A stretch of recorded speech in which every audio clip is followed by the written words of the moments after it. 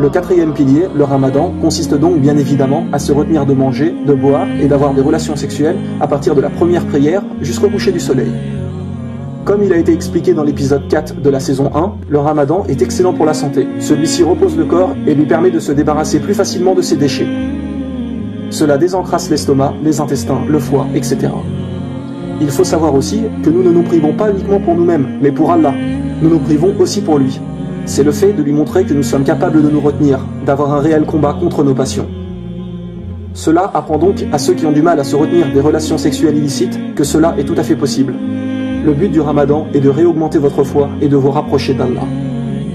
Ceux qui ne voient dans le ramadan qu'une difficulté n'ont malheureusement pas saisi la chance qu'est le ramadan et les récompenses qui s'y cachent.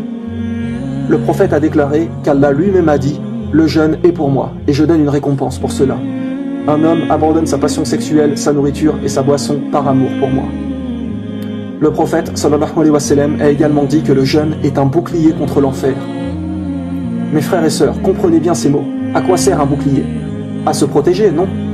Donc jeûner vous protège de l'enfer. Jeûner vous protège de l'enfer. Rappelez-vous aussi de l'épisode que nous avons fait sur la vie après la mort, qui est un des 2 bonus de la saison 1. Rappelez-vous qu'il y a une des portes du paradis qui est uniquement destinée aux jeûneurs. Imaginez-vous là-haut et regardez devant vous des gens y rentrer et avoir une récompense inimaginable, tandis que vous n'y rentrez pas. Tout ça parce que vous avez été trop faible, trop soumis à vos désirs physiques, et donc que vous n'avez pas jeûné. Perdre cette immense récompense juste pour ça, parce que vos passions ont pris le dessus sur votre raison. Parce que vos passions ont pris le dessus sur votre raison. Rappelez-vous la différence entre les animaux et l'homme. Nous avons l'intelligence, alors ne nous comportons pas comme des animaux à suivre ses instincts. Rappelez-vous de la comparaison qu'Allah nous a donnée. Il nous est expliqué que l'être humain peut être mieux qu'un ange ou pire qu'un animal. Pourquoi? Parce que nous avons le choix sur terre, nous avons le libre arbitre. Un ange, lui, est obligé d'obéir à Allah, il ne peut faire du mal. Et un animal, lui, suivra toujours son instinct. Il ne changera pas dans sa tête. Il est plus ou moins programmé comme cela et ne change pas. Donc un homme qui suit sans cesse ses passions sans réfléchir est pire qu'un animal, car il avait la possibilité de réfléchir, mais ne l'a pas fait.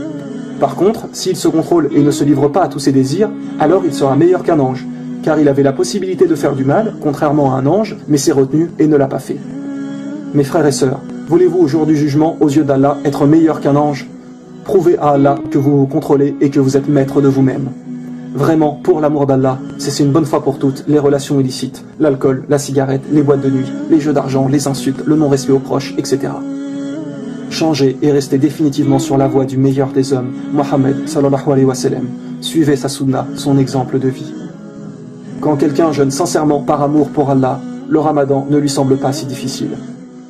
Et pour répondre à toutes les personnes qui disent que ce n'est pas bien, car quand on est malade, on ne peut pas prendre de médicaments, etc., sachez bien qu'il ne faut pas jeûner lorsque l'on est malade. Le jeûne n'est obligatoire que lorsque nous sommes en condition de le faire.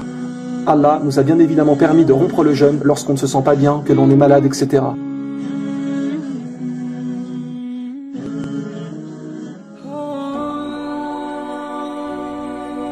Allah nous a bien dit, nulle contrainte en religion. Il est également dit dans le Coran, chapitre 2, verset 185, Allah veut pour vous la facilité, il ne veut pas la difficulté pour vous. Il y a énormément d'autres récompenses derrière ce mois de Ramadan, et les gens ne s'en rendent pas compte, car le prophète a dit, si seulement ma communauté savait ce qu'est le Ramadan, elle aurait souhaité que toute l'année soit Ramadan.